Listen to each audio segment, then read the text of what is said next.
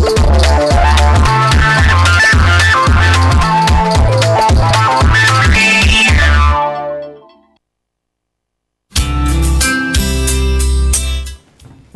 finaritra tokolasy tompoko vavy. Somary nisy fivana kely ny toetry ny andro tamin'izao faraparan'ny herinandro zao satria dia natanjaka ny alina izay mandrafitra ny toetry ny andro eto Madagasikara. Ny andeha andrahona miaraka aminy dia tazana ihany koa fa mitoetra amin'ny faritry motsiraka Antsinanana iny izay manomboka amin'ny tomandavana amin'ny tapany avaratry Madagasikara izay mandrafitra ny toetry ny andro amin'ny ankapobeny hany ka toetry ny andro manjombona sy mandrivotra ny toetry ny andro teto Madagasikara manomboka androany. Ny toetry ny andro izay hotombotamana rahampitso zany dia misy ny orana malefaka, orana misitapitapy ny aty amin'ny faritra Sava, ny aty amin'ny faritra Malanjorofo ary ny faritra atsimo atsiran'i Madagasikara iny. Anjombona kosa ny toetry ny andro aty amin'ny faritra Loatra Mangoro, ny aty amin'ny faritra Renivohitra ary ny faritra Fianarantsoa ary fandimby andrahona sy masoandro any amin'ny faritra Morontsiraka andrefa Madagasikara.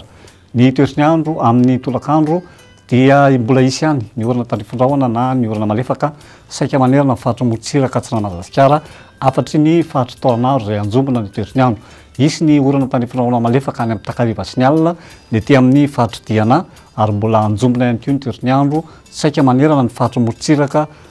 ny ilany atsiranana ny faritra ny Afovoantany fa dia fandimby andrahona sy masoandro any amin'ny faritra Voany Andrefana sy atsimo andrefa Madagasikara.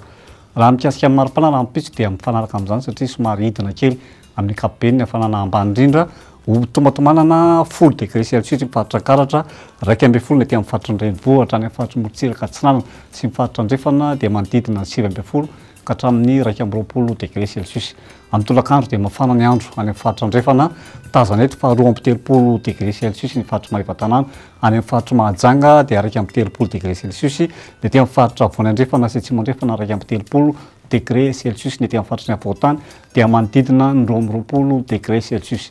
Ny toetry ny andro amin'ireo faritra ivelan'ny Madagasikara dia tahaka izao ny toetry ny andro izay ho tomatomanana rahampitso ipalika amin'ny masoandro ny faritra Milan sy Paris, anjombona ny andro amin'ny faritry Nairobi sy Bangkok, ipandimby kosa andrahona sy masoandro any amin'ny faritry Johannesburg.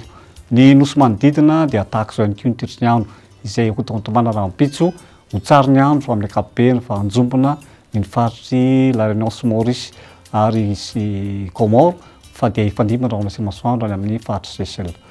Izay ihany koa mamarana ny fotoanantsika androany manam-piaino tompoko.